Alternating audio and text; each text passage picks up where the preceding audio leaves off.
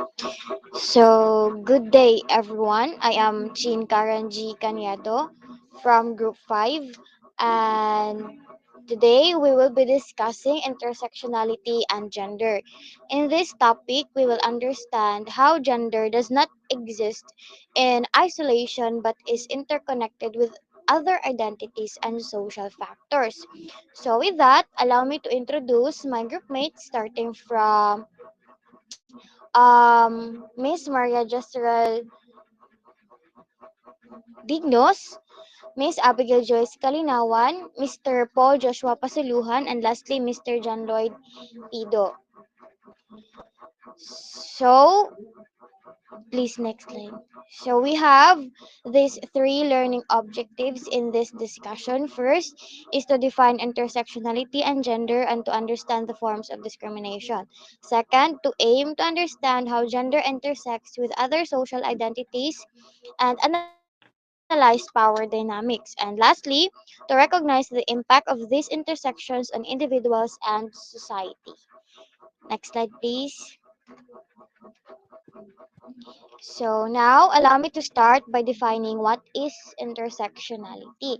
What comes to our mind when we say the word intersectionality? From the word intersect, when we say intersect, these are the points where two or more lines meet, meaning that the point where lines or paths cross each other, and that's the core idea behind intersectionality. So, as what you can see on the figure on the right, um, the figure on the right side represents intersectionality. At the center, there is a human figure symbolizing an individual or human being. Surrounding this figure are overlapping circles or intersecting circles, in other words, and each labeled with a different social identity or factor that can influence a person's experiences and interactions in our society.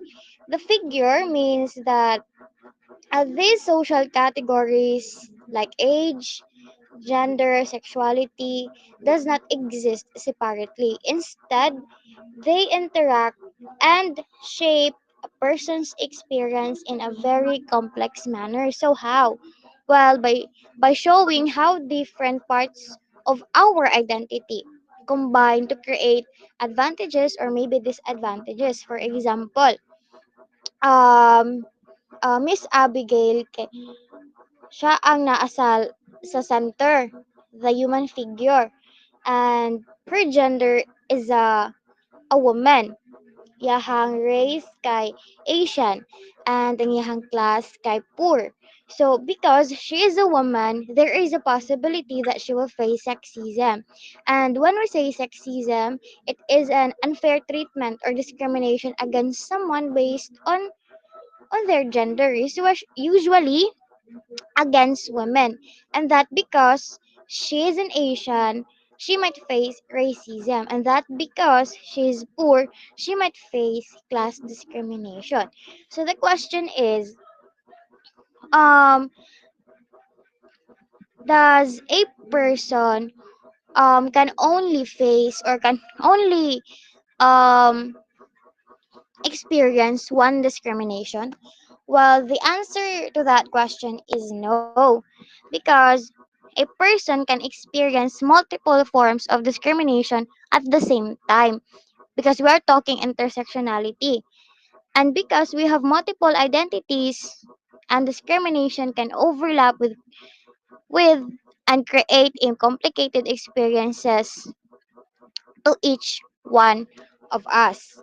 So, those three factors are katong tulo ka identities ni Miss Abigail, like she's a woman, poor, and kanang Asian siya, she might struggle more to get fair treatment or respect because of that three factors. And she will experience that at the same time. So please next slide.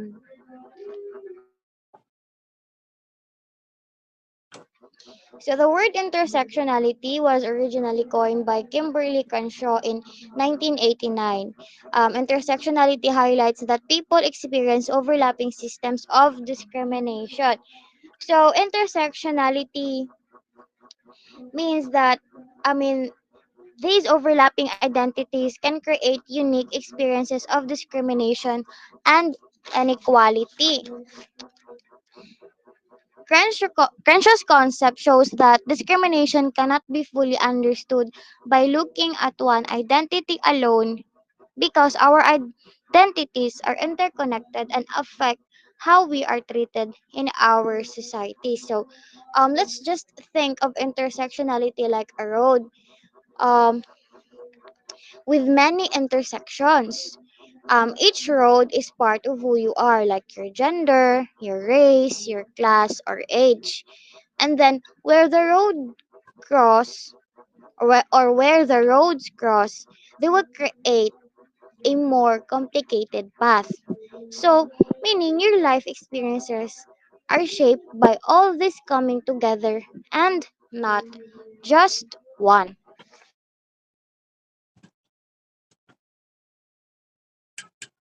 Next slide, sir, please.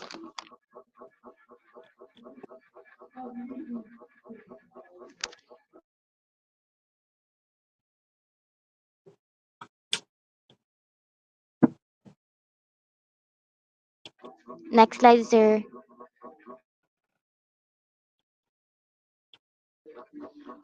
Now let's proceed to the social identities that shapes our experiences. So let's see how these social identities add the layer of discrimination. We have the race, trans, class, age, and disability. So um a discrimination against race is racism, and discrimination against transgender is transphobia, and discrimination against social class is classism, and then discrimination against age is ageism, and discrimination against people who have disability is ableism. So please, next slide, sir.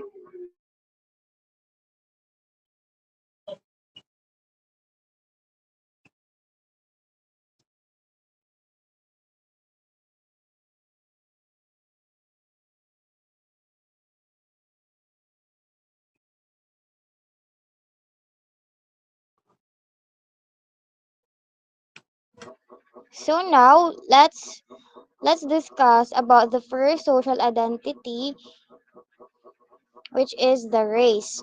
So race within the context of intersectionality is a powerful social construct that classifies people based on visible traits like skin color, cultural heritage, and historical background.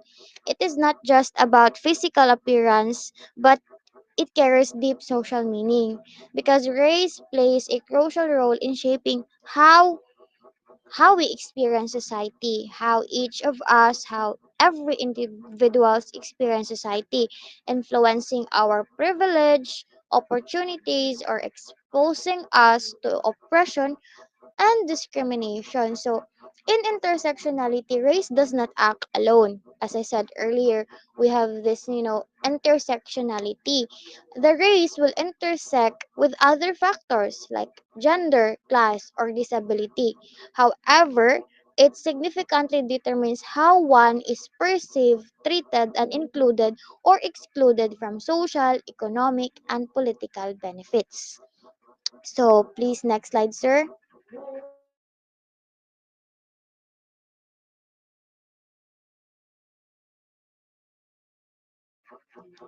So this slide means that race shapes how people experience gender discrimination. For instance, being an Asian influences how a woman might face sexism. It is not only about being a woman, but also about how racial stereotypes about Asians affect her experience. So, women from different racial backgrounds don't face sexism in the same way. An Asian woman may face biases such as being stereotyped as submissive on top of the usual gender discrimination. And these racial biases or gender biases overlap, making the discrimination more complex and harder to address. So, race, like being an Asian, doesn't just stand alone, it affects how one's gender is judged and treated by our society. This intersectionality emphasizes that one's experience of gender discrimination is not uniform but is affected by the racial identity, leading to varied and complex forms of discrimination. So we have two examples here. Can you please, next slide, sir?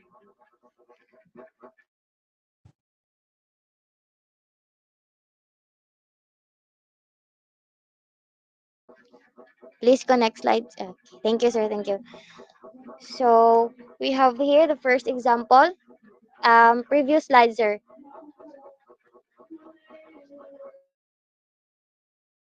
Thank you. So we have here the first example. Women are reported to earn $0.83 for every $1 men make. However, women of color are at an even greater disadvantage. Black women were paid 64%, while Hispanic women were paid 57% of what white non-Hispanic men were paid in 2020. So these examples show how race and racism affect both pay and job opportunities. So, in this first example, women in general are paid less than men, but women of color like black and Hispanic women earn even less. This shows how racism adds extra discrimination because of their race. They face unfair treatment on top of gender inequality. So this shows that although they are all categorized within the same gender, women of different races and ethnicities have different workplace experience and may face more inequality. So we have the second example. Next slide.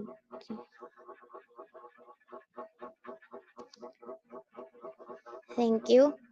So in US companies within 100 plus employees, the proportion of black men in managerial positions rose slightly from 3% to 3.3% between 1985 and 2014. White women saw more significant gains of 22% to 29% between 1985 and 2000. However, this percentage has not risen since then. This suggests that management positions continue to be dominated by white men. So, in this example, the black men barely gained managerial positions over decades, while the white women saw more progress. However, even their progress stopped, and white women still dominate leadership, leadership roles. This reflects systematic racism where people of color are given fewer chances to advance, no matter how much time passes. So, we could see that the both examples reveal how racial discrimination limits economic and professional growth, showing racism deep effect in workplaces. And intersection, as I said earlier, intersectionality does not only happen in workplaces, it could happen everywhere at the same time. So, next slide, please.